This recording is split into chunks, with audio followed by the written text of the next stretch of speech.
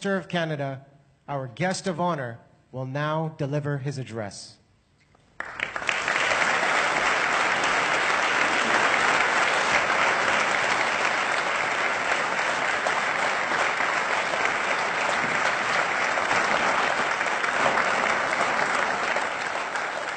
Merci beaucoup. Thank you very much, Your Highness, members of the family, former Governor General Clarkson, and colleagues from the Parliament of Canada, distinguished guests, ladies and gentlemen, and of course, all of those who are watching this from all across the country. Your Highness, 4 years ago, we stood together on this very site for the foundational ceremony of the Ismaili Centre, Aga Khan Museum and Park. I said then that these projects promise to be another stunning addition to Canada's growing array of architectural treasures. We celebrate today the fact that that ambitious promise is now a splendid reality.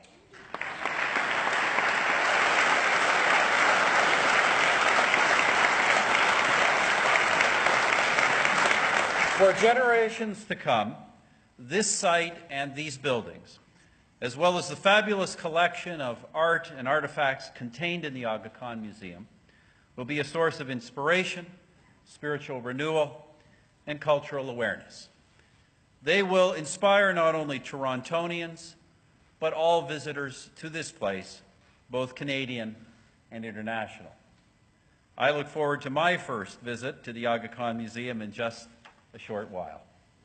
But for all of this and many more acts of goodwill, we will always be grateful to our esteemed fellow Canadian, His Highness, the Aga Khan.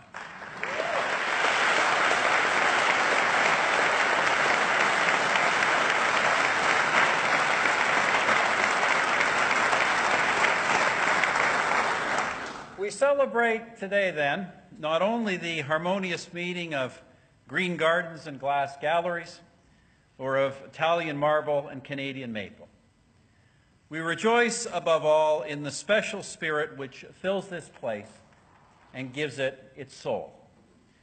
For a very, very long time, this priceless gift will bring joy to the eyes and jubilation to the hearts of countless visitors. À partir d'aujourd'hui, le Canada s'enrichit d'un nouveau point de contact avec la riche civilisation de l'Islande.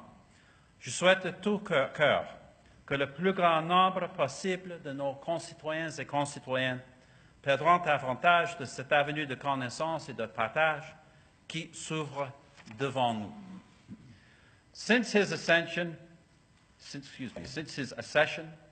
to the imamate in 1957, that's before I was born.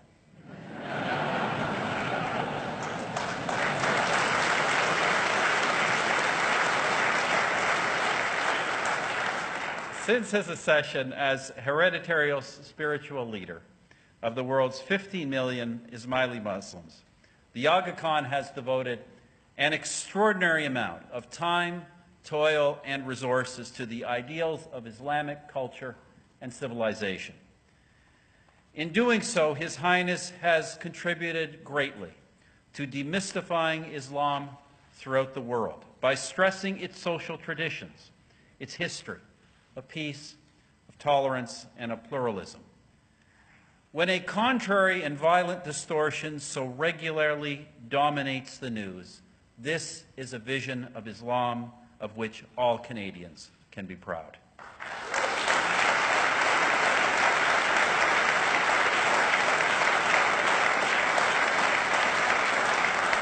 Your Highness, I remember well the wise words you spoke in the House of Commons last February. Increasingly, you said then, I believe the voices of civil society are voices for change, where change has been overdue.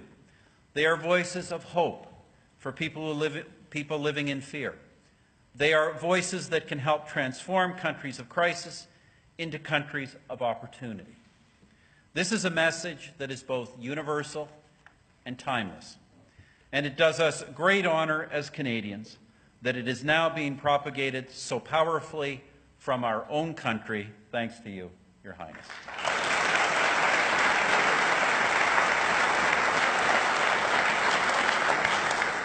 Indeed, the decision to establish this significant initiative in Canada reflects the deep and long-standing partnership between the Imamat and Canada.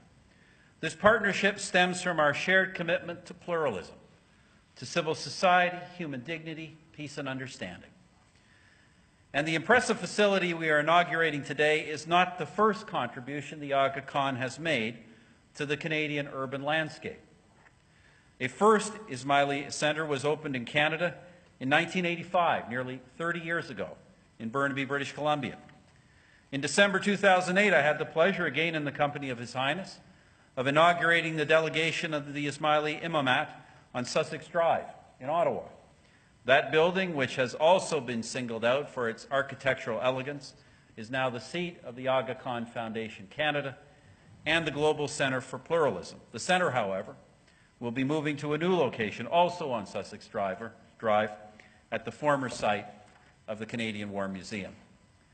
By a happy coincidence, that move will be completed in 2017, the 150th anniversary of our Confederation. I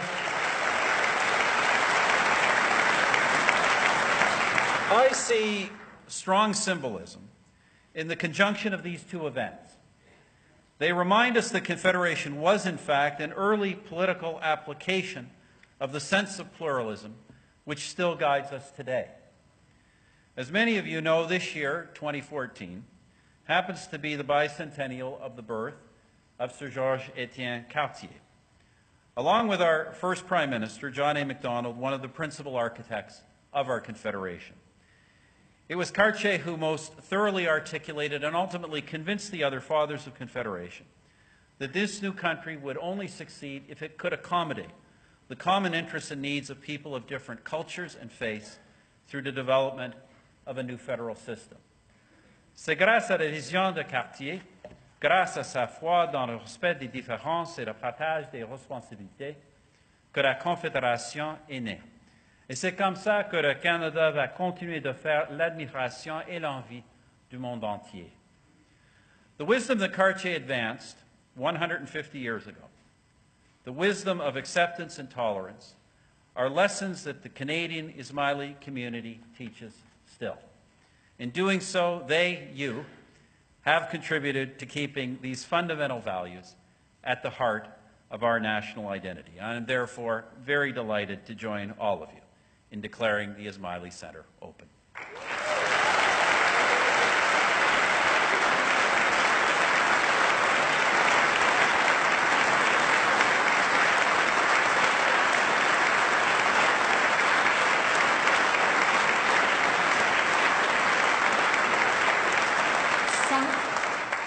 Son Altesse l'Aga Khan s'adressera maintenant à l'auditoire.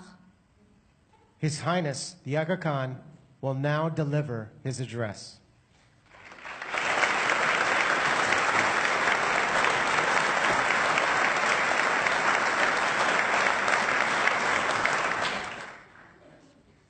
Bismillahirrahmanirrahim. Prime Minister Harper, words fail me, and that's not often the case. But words fail me to thank you enough for your most gracious and warm comments on this occasion. This is indeed a magnificent day.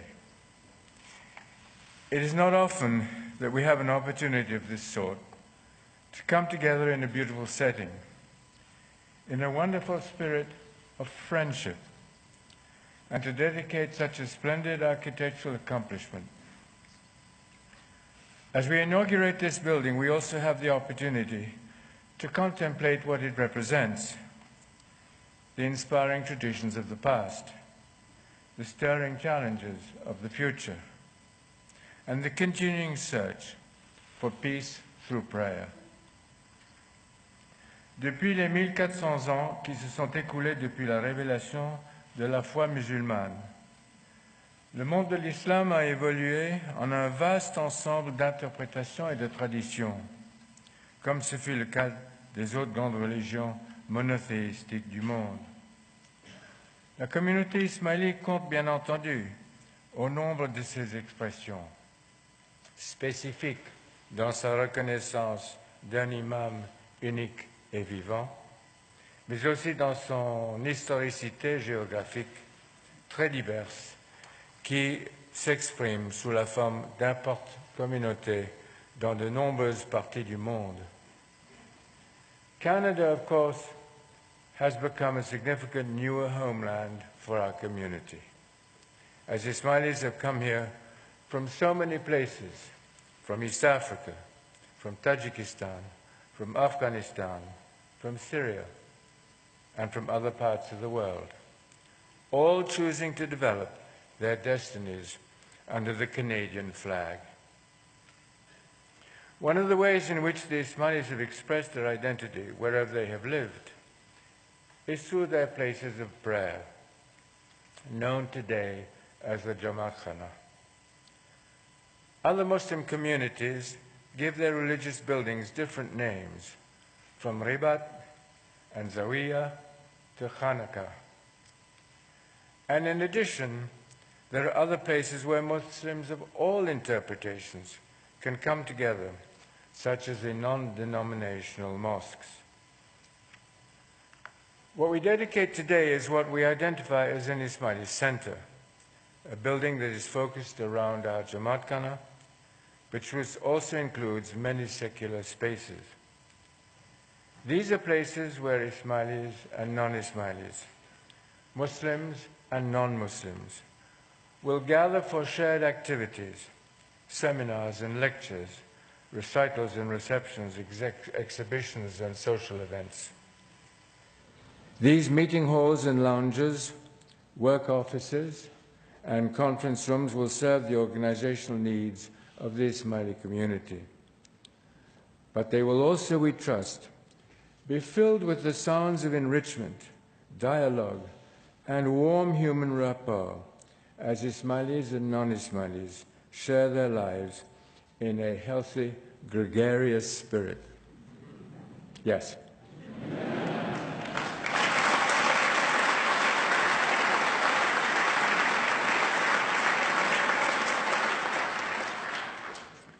We are a community that welcomes the smile.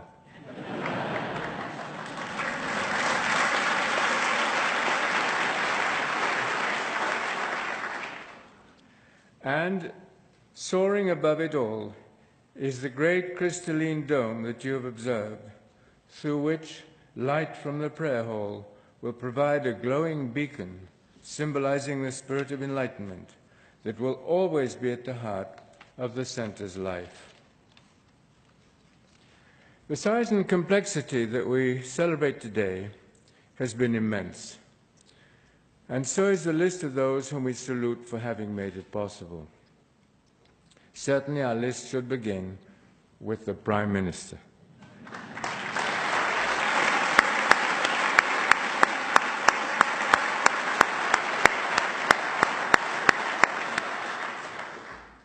With whom we have shared so many magnificent moments and so many worthwhile endeavors. On many fronts, in this country and beyond, the Canadian government has been a strong, significant partner for the Ismaili Imamate and the Arkan Development Network. And we recall with special pleasure, of course, the foundation ceremony of this site, at which the Prime Minister so graciously presented me with the enormous honor of Canadian citizenship.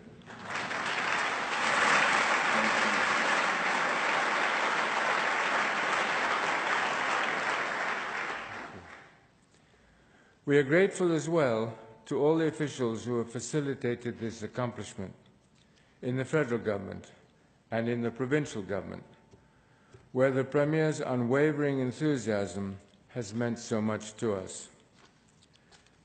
And the same thing is true of the City of Toronto and its dedicated councillors and staff, as well as the Bata family and the people of this neighborhood.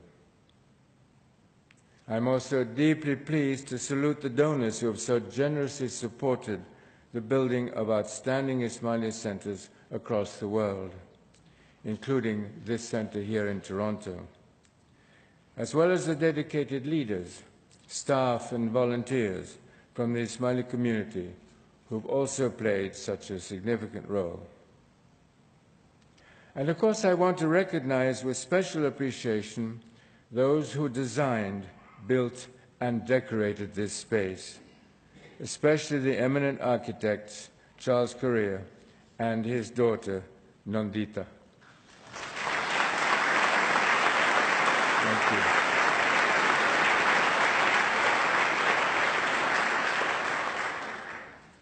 Let me underscore as well the important contributions of the Toronto firm of Moriyama and Teshima, of Gotham Notting Hill, and of the great German Muslim artist Karl Schlemminger. And of course, it is with the deepest admiration that I thank the person whose guiding hand has been so important at every stage of this project, a member of my family, my brother, Prince Henry.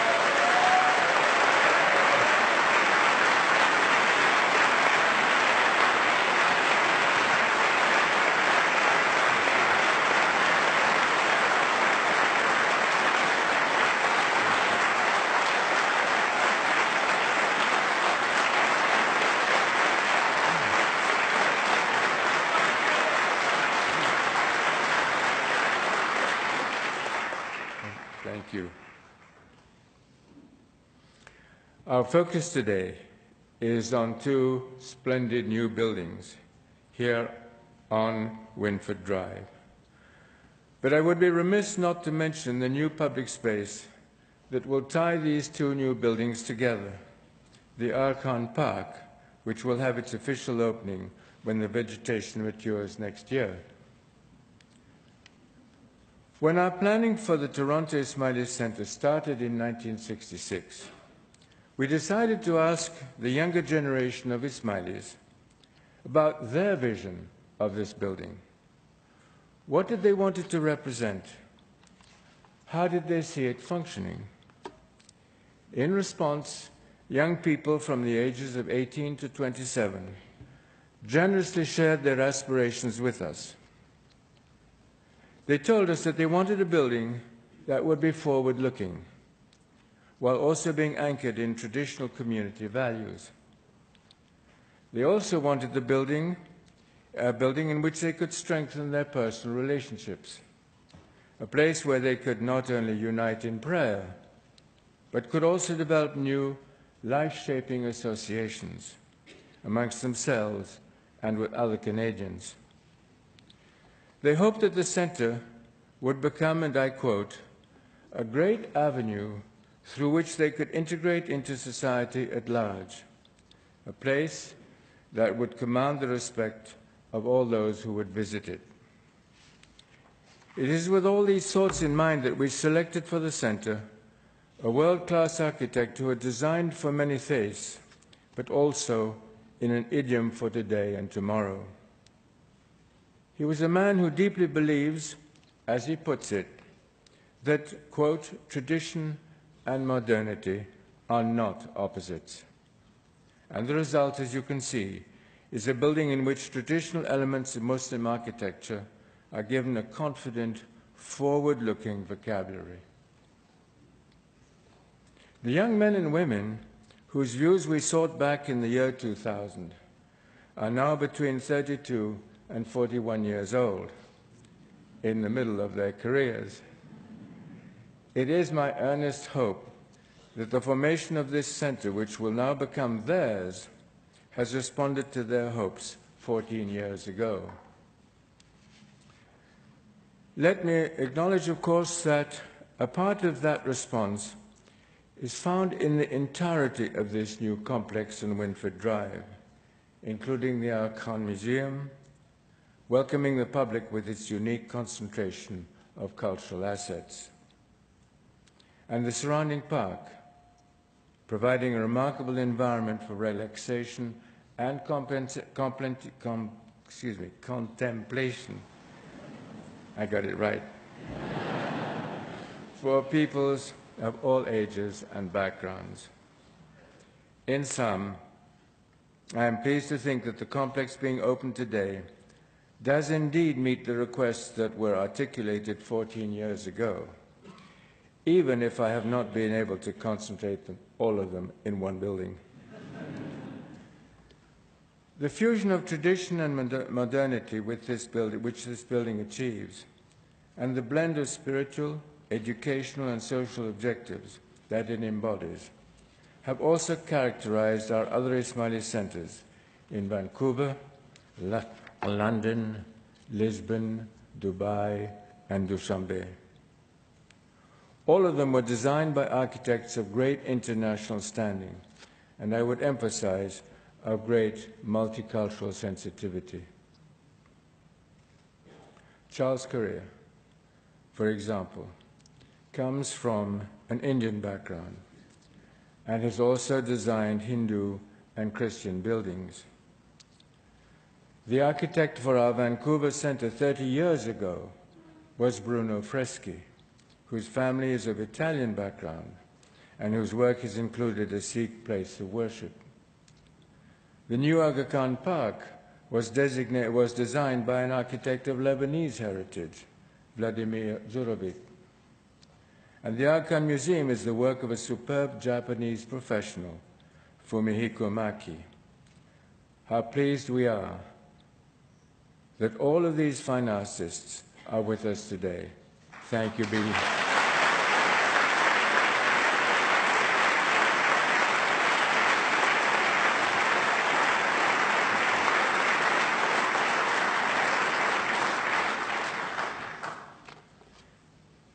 In its origins, in its design, and in its programs and activities, the complex we inaugurate today is animated by a truly pluralistic spirit. In this respect, too, it reflects the deep-set Ismaili values, pluralistic commitments that are so deeply embedded in Canadian values. These commitments have been strikingly evident in a recent government initiative that I would like to mention today. I refer to the establishment less than 2 years ago of the new Office of Religious Freedom, led by Ambassador Andrew Bennett.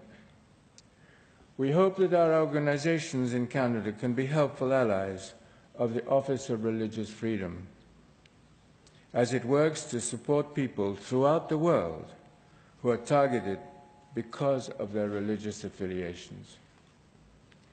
Just a week ago, Ambassador Bennett and the Minister for Multiculturalism, Mr. Kenny, received the leader of an ancient religious minority as he arrived from Egypt for an extended visit to Canada.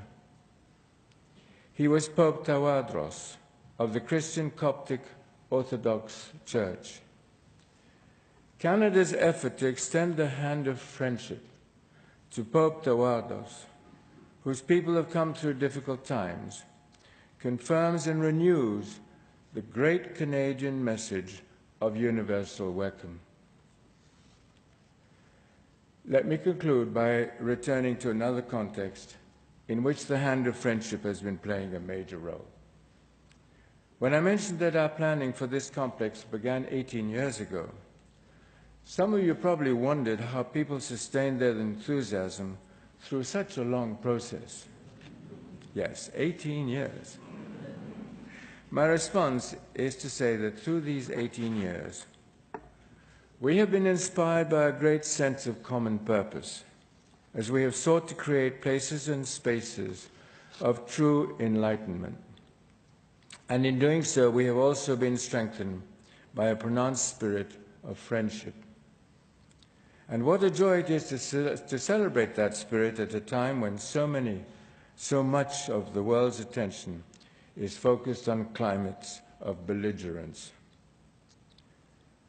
This first step in the planning of the center in the late 1900s was to find an appropriate building, a building site, one that would be convenient to a large number of Ismailis.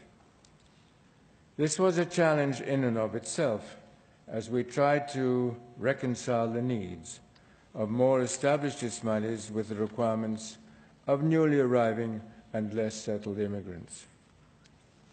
After a long search, we selected a site which is little more than half of the site we have today. It was located where the new museum is now standing. Happily, we were successful in acquiring that land, and it was evident that the hands of friendship helped to make that acquisition possible. As the project progressed, we learned that the Bata family was intending to give up its office building on a site adjacent to ours, an elegant building, but one where time had taken its toll. Once again, the hand of friendship was extended, and Mrs. Bata made it possible for us to acquire that building. Because it stood on the highest point of the area, we decided to move the Ismaili Center to this site and to redesign it accordingly. The next step, of course, was to seek approval to remove the Bata building.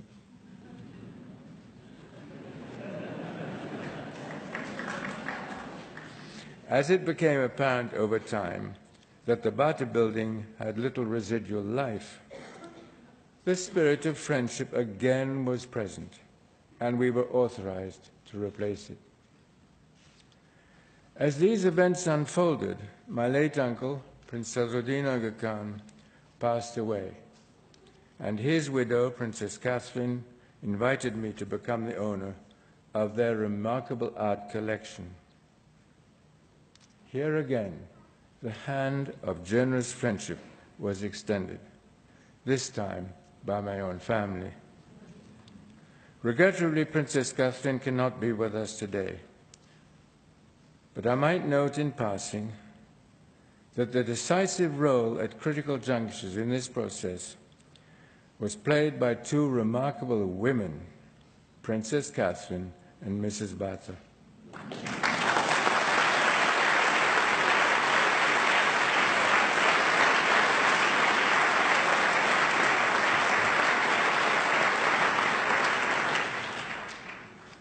And so it was that things came together. I was able to join my late uncle's collection with part of the collection that I had assembled for the Institute of Ismaili Studies in London, and with some of my personal objects. But where should this assembled collection be situated?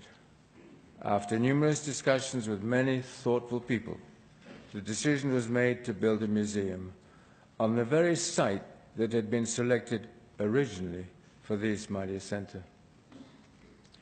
And here we are today. The story over 18 years has indeed been one of deeply shared purpose. I hope you will join me in my profound happiness in recalling the cradle of friendship in which this center has been born. And I know that all of you will also share my profound wish that the center will now prolong, decade after decade, its beautiful legacy of friendship and enlightenment. Thank you.